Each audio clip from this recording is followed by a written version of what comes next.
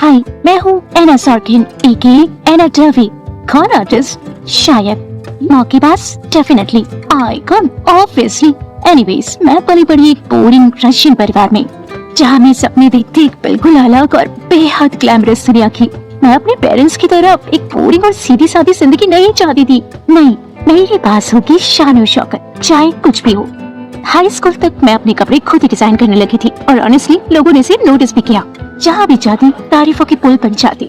लेकिन फिर जब मैं 16 साल की हुई, मेरे पेरेंट्स मुझे लेकर चले गए जर्मनी।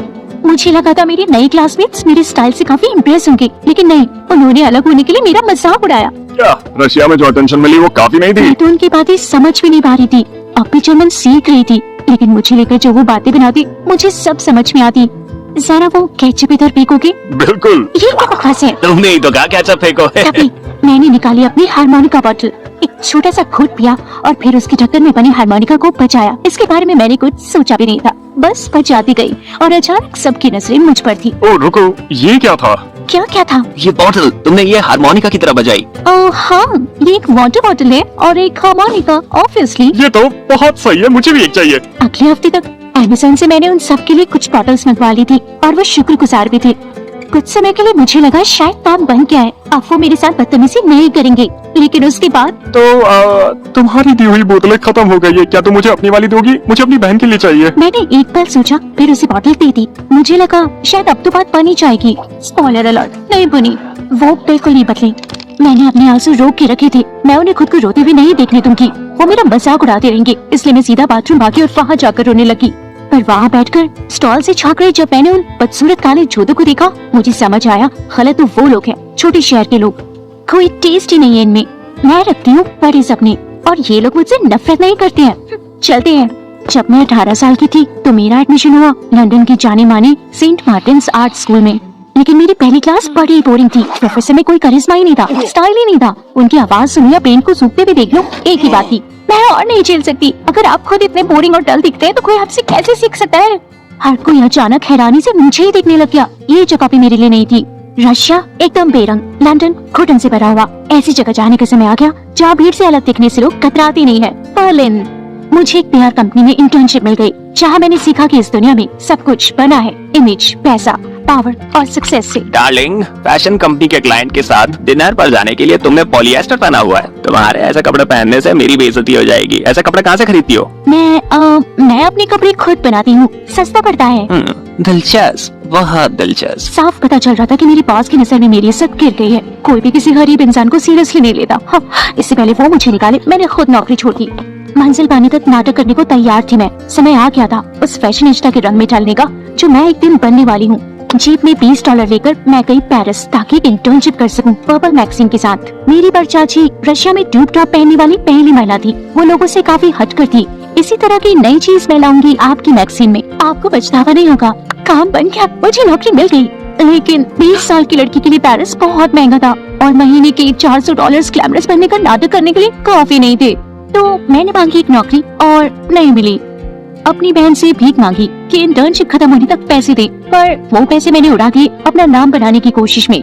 पेरिस के महंगे रेस्टोरेंट्स में डिनर करना, रात को एक्सक्लूसिव क्लब्स में सारे अमीर लोगों से बात करना और जल्दी मेरे सारे पैसे खत्म भी हो गए। तुम्हें मुझे 2 महीने का किराया देना है ना? पर मेरे पास इसके पैसे थे नहीं, तो मैंने सोचा इस देश को छोड़ो और अब चलते हैं अमेरिका। 48 घंटों बाद मैं पहुंची न्यूयॉर्क सिटी और चेक इन किया मैनहट्टन के सबसे महंगे होटल में। मैंने अपने पर्पल मैगजीन के ID बैच का इस्तेमाल किया न्यूयॉर्क फैशन वीक के एक्सक्लूसिव इवेंट में जाने के लिए। अपने बढ़िया पावर सूट के साथ मैं पहुंची रेड कार्पेट पर। अदा के साथ जब पोज मारी तो लोगों को लगा मैं सचमुच कुछ खास हूँ, क्योंकि अचानक क्लिक क्लिक क्लिक क्लिक हर तरफ से लोग मेरी फोटोज लेने लगे। जितना टशन दिखाती उतना लोगों को मुझ में इंटरेस्ट होता। एक परफेक्ट बालों वाली लड़की, शायद 30 साल की रही होगी, आकर मुझसे बात करने लगी। ओह माय गॉड, तुम्हारा ब्लेजर कितना अच्छा है, कहाँ से लिया? मैंने बनाया है खुद। काफी अलग एक्सेंट है, बता सकते हो तुम कौन सी देश से हो? ओह हाँ, बिल्कुल, बर्लिन। ओह वाओ, मेरे कुछ दोस्त भी है बर्लिन में। तुम्हारा सरनेम क्या है? डेल्वी। हाँ पता है, मैंने झूठ बोला, लेकिन मैं खुद को दोबारा इन्वेंट कर रही थी। रशिया की गरीब लड़की बनकर थोड़ी ना जा सकती थी वहाँ पर।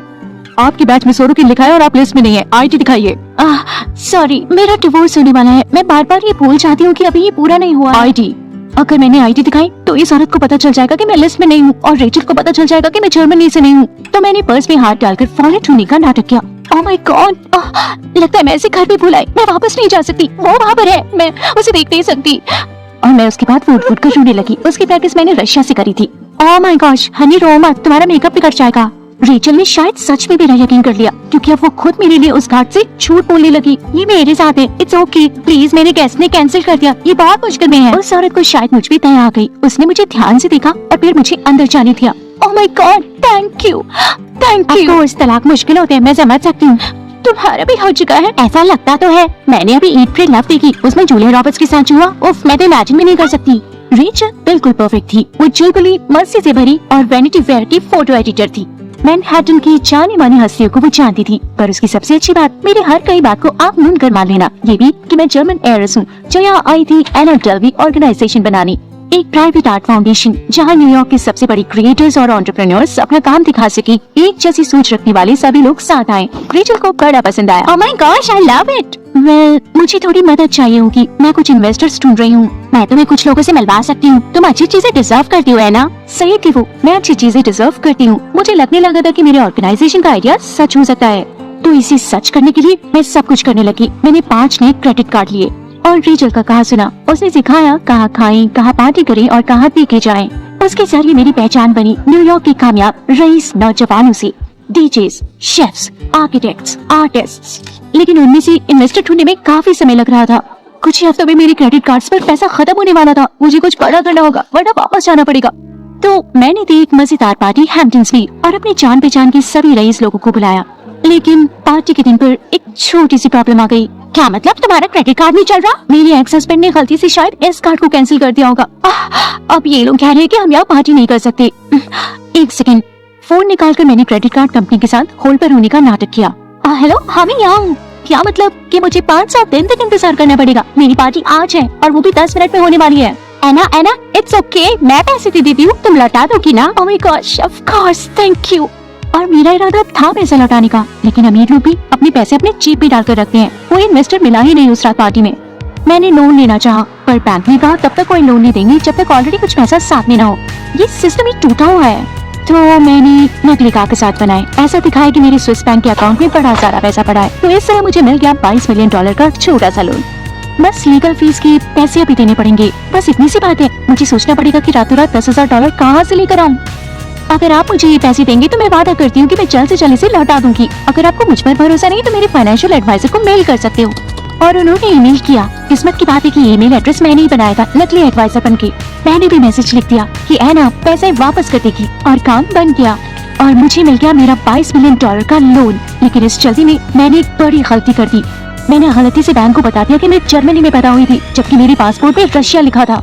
कितनी झूठ बोलती हूँ, याद ही नहीं रहता। तो बैंक ने वही लोन रोक दिया और मुझे फिर से शुरू करना पड़ेगा। भागने की जगह मैंने फैसला किया कुछ और बड़ा करने की। एक ऐसी रेपुटेशन बनाऊं जिसे कोई इग्नोर ना कर सके। मैं सो के एक महंगे से होटल में गई, सारे नए कपड़े खरीद लिए, अपने बाल बदल लिए और अपने लिए एक पर्सनल ट्रेनर भी रख ली, केसी। मैंने उस होटल की कंसीयर्ज से भी दोस्ती कर ली थी। नेस, जानती हूँ नेस, तुम और मैं एकदम अलग भी नहीं है। मैं जानती हूँ दौलत के पास खड़े रहकर उस तक ना पहुँचना कैसा लगता है। मुझे लगा तुम एक एरेस हो। वेल, ये थोड़ा कॉम्प्लिकेटेड है। हे, क्यों ना तुम मेरे साथ लंच पे चलो उस 5 स्टार फ्रेंच रेस्टोरेंट में। मैं ट्रीट दूंगी। मैं स्टाफ मेंबर्स को ले जाती स्पा के लिए, महंगे डिनर्स पे। कोई खर्चा रोकती नहीं थी, पर जल्दी ही पैसे खत्म हो गए। होटल वाले ने मुझे निकालने की धमकी दी अगर मैंने पैसे नहीं दिए। समझ नहीं आ रहा था क्या करूं। मुझे समय और स्पेस की जरूरत थी, तो मैंने छोटा सा वेकेशन ले लिया। कौन से पैसे के साथ? बस फिर चेक्स बनाए $80,000 के, जो तब तक बाउंस नहीं होंगे जब तक मैं केसी और रिचर्ड के साथ मुरक्को नहीं चली जाती। लेकिन जब मैं होटल पहुंची, मेरे क्रेडिट कार्ड डिक्लाइन हो गए। एना, तुम्हारे पैसों के साथ चल क्या रहा है? तुम कहते हो तुम्हारे पास एक बोट है, पर यहाँ तुम एक सलाद भी नहीं खरीद पा रही। बस कुछ प्रॉब्लम चल रही है क्रेडिट कार्ड कंपनी के साथ। भरोसा करो, पैसे लौटा दूंगी। न्यूयॉर्क में मेरे पास कैश पड़ा है, जब वहाँ पहुँचूंगी तो तुम्हें दे दूंगी मैं। और मैं ऐसा करने वाली थी, लेकिन जब हम वापस न्यूयॉर्क पहुंचे तो मैं ये जानकर हैरान हो गई कि मेरे होटल की चल ही नहीं रही थी। नेस, क्या चल रहा है? मैं कमरे में क्यों नहीं जा सकती? तुम्हें निकाला जा रहा है। वो कह रहे हैं कि तुम पर $30,000 का बिल है। पैसा है मेरे पास, बस कमरे से जाके निकालना है इसे। तुम्हारा सामान अंदर नहीं है, वो इसे बेच रहे हैं। तुमको काफी वार्निंग्स दी थी ना, और तुम्हारे पास $30,000 कैश में क्यों है? हो कौन तुम? कौन हूँ मैं? मैंने तुम्हारे लिए इतना किया, उसके बाद भी एहसान फरामोश। शुक्र है इस देश को क्रेडिट कार्ड देना उतना ही पसंद है जितना कैंडी। तो मैंने एक नया क्रेडिट कार्ड लिया और बिगमैन होटल में रहने गई। मैं अपने बिजनेस प्लान पे काम करती रही, एक नए जोश के साथ। मेरी स्ट्रैटेजी ये थी, एक बैंक से लोन उठाओ और दूसरे बैंक पर कर्जा चुका दो। जब दूसरे बैंक को पता लगे मैं पैसा नहीं दे सकती तो तीसरे बैंक में अकाउंट खोल के वहाँ से लोन ले लो। कहीं ज्यादा न टिकूं तो काम बन जाएगा। लेकिन घूमते रहने का मतलब ये था कि दौलत दबा कर रखने वाले अमीरों पर अपना इंप्रेशन बनाने के लिए मेरे पास समय नहीं था। 2017 के अंत तक मैं 7 से भी ज्यादा बड़ी होटलों में सिर्फ क्रेडिट कार्ड पर रह चुकी थी। 8वें होटल में मेरा क्रेडिट कार्ड डिक्लाइन हो गया और मुझे जाना पड़ा। लेकिन जब मैंने नया क्रेडिट कार्ड लेना चाहा तो मुझे मना कर दिया। रातों रात मैं बेघर हो गई। मैनहट्टन की शोर भरी गलियों में अकेले कार में सोना पड़ रहा था। ओके, मेरे पास सोच है, सब ठीक हो जाएगा, कुछ तो कर लूंगी। एना, कहाँ थी तुम? मेरा पैसा कहाँ पर है? हाँ, Rachel, oh I am sorry, मेरी लाइफ में बहुत मुश्किलें चल रही हैं। मैं तुम्हें सब लंच भी बता दूंगी, कल मिलने आओ, तुम्हारे पैसे भी दे दूंगी मैं, प्रॉमिस। लग रहा है तुम कहाँ पर हो। तुम ठीक हो? एक पल को सोचा उसे मैं सच बता दूं, लेकिन इस सच को मैं खुद ही नहीं सुनना चाहती थी। बिल्कुल ठीक हूँ। डिनर पे टेबल पे हाथ रख के रेचल मुझे गुस्से से घूर रही थी। मैं ब्रेस्ट शॉर्ट रिब खाऊंगी, थैंक यू। पैसा कौन देगा? चिंता मत करो, बिल मैं भर दूंगी। तुम ठीक नहीं लग रही है ना? सच में मेरे बाल खराब है क्या? नहीं, पैसा कहाँ है मेरा? तो देखो, मैं अब इस पे काम कर रही हूँ। एना, तुम मेरा पैसा लाई हो या नहीं? प्लीज रेचल, मुझे रहने के लिए जगह चाहिए। मैं वादा करती हूँ तुम्हारा पैसा लौटा दूंगी, लेकिन अभी मैं सड़कों पर सो रही हूँ। मुझे तुम्हारी किसी बात पर भरोसा नहीं है। रुको, अगर दोबारा मुझे कॉल किया तो इस बार फोन मेरा वकील उठाएगा। मैं कुछ बोल ही नहीं पाई, मेरी भूख मर गई थी। सर झुकाकर मैं बढ़ी बाथरूम की तरफ, पर मैं दरवाजा खोलने ही वाली थी कि एक मोटे से हाथ ने मुझे पकड़ा। मैंने पलट के देखा तो एक खड़ूस बदसूरत सा पुलिस वाला मुझे घूर रहा था। अब तन्ने हमारे साथ चलना होगा। मेरे हाथों में हथकड़ियां डालकर वो मुझे बाहर ले गया और अपनी पुलिस की गाड़ी में डाल दिया। जब मैं पुलिस स्टेशन पहुंची तो एक अपराधी की तरह मुझे सलाखों के पीछे ढकेल दिया। हे, तुम ऐसा नहीं कर सकती, मुझे वकील चाहिए। मुझे फोन कॉल तो मिलेगा ना? अरे भाई, तन्ने काफी लोगों से पैसा लिया से। पता नहीं क्या बोल रहे हो तुम ये। भाई, इसे एक चेतावनी समझ। फ्री का खाना खाकर भागने की कोशिश में तो यहाँ एक रात बिताओगी। क्या? और अगर तन्ने सबका पैसा 30 दिनों में ना चुकाया तो थारे पीछे FBI लग जाओगी। 4 होटल्स थारे पे मुकदमा करना चाहे से, 6 रेस्टोरेंट्स, 4 क्लब्स, और सुनना है। शायद मैं उस पर घुटराने लगी थी। उसने सलाखों को बंद कर दिया। कम से कम मेरे पास रात को सोने की जगह तो थी। क्या बकवास है, मानना पड़ेगा, मैं हार गई थी।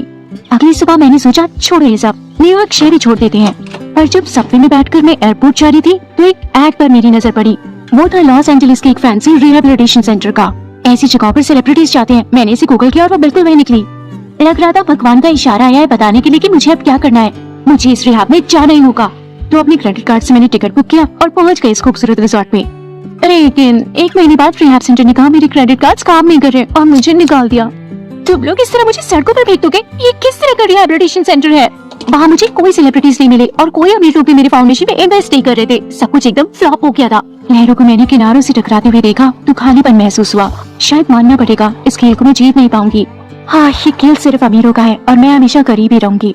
मैं अकेली थी, मेरे पास कुछ नहीं था। आंखों से आंसू बहने लगे कि अचानक एक फोन कॉल आई। Rachel, Anna, I am sorry, उस दिन मैंने तुम्हें बहुत बुरा भला कह दिया। मुझे पता लगा तुम ठीक नहीं हो। क्यों ना साथ में लंच कर ले, थोड़ी बात कर लेंगे। एक जानी पहचानी आवाज सुनकर मुझे अच्छा लग रहा था, लेकिन अब भी खुद से मैं तुम्हें थी। पता नहीं, तुमने मेरे साथ अच्छा बर्ताव नहीं किया, लेकिन शायद लंच पे तो मिल ही सकते हैं। बढ़िया, कल रात मुझे 5 स्टार सुशी स्पॉट पर मिलना। बाय। रुको, कल रात? मैं लॉस एंजलिस में थी, मेरे पास कोई नहीं था, कहीं जाने के लिए कोई जगह नहीं थी। शायद ये एक मौका है कि मैं सब कुछ फिर से सही से शुरू करूं। तो मैं कैब पकड़कर एयरपोर्ट गई और वहाँ से न्यूयॉर्क के लिए प्लेन लिया। मैंने एक लिस्ट बनाई कि नेकी के काम करके अपना ड्रीम कैसे पाऊं। हे, शायद रिहाब में कुछ सीख तो गई थी मैं पहुंची अगली सुबह अपनी नई जिंदगी की शुरुआत के लिए एक्साइटेड थी। और जब मैं मिली रेचल से लंच में तो वो मुझे देखकर वाकई खुश लग रही थी। मैंने रेचल को बताया मैं रिहाब में किस किस सेलिब्रिटी से मिली और क्या क्या नई चीजें सीखी मैंने। वाओ, तुम तो वहाँ सिर्फ 1 महीने निकली थी, लेकिन काफी बदलाव आ गया है तुम में। मैं बहुत खुश हूँ। मैं जरा भी बाथरूम से आती हूँ, जल्दी से। ओके, वैसे सच कहूँ तो फिर से दोस्त पाके अच्छा लग रहा था और खाने का पैसा वही भरने वाली थी। वैसे काफी समय हो गया उसे बाथरूम गए। मैं उसे देखने के लिए उठी तभी एक आदमी ने मेरा रास्ता रोक लिया। रुको, ये कोई ऐसा वैसा आदमी नहीं, ये तो वही पुलिस वाला था। एक्सक्यूज मी मैम, अब आपने हमारे साथ चलना होगा। मैम, आपका गिरफ्तार किया जाता है 1,50,000 रुपए के गबन पे, जो आपने क्रेडिट कार्ड कंपनीज, होटल्स और अपने दोस्तों से लिए हैं। ये एक फेडरल ऑफेंस है। अब आप जो भी करेंगी या कहेंगी वो आपके। उस ऑफिसर ने मेरी कलाई पर हथकड़ी डाली और मुझे मेरे कानूनी अधिकार बताता गया। मुझे कुछ समझ नहीं आ रहा था। जाते वक्त मैंने रेचल को बाथरूम से बाहर आते हुए देखा और वो मुस्कुरा रही थी। रेचल, इन्हें बता दो, इन्हें कुछ गलतफहमी हुई है। एना, मैंने उन्हें बुलाया था। मैंने थोड़ी जांच पड़ताल की। मैं जानती हूँ तुमने कभी शादी नहीं की और तुम कोई हेiress नहीं हो और पता नहीं तुमने क्या क्या झूठ बोले है, लेकिन मैं इतना जानती हूँ कि तुम जालसाज धोखेबाज हो। गद्दार!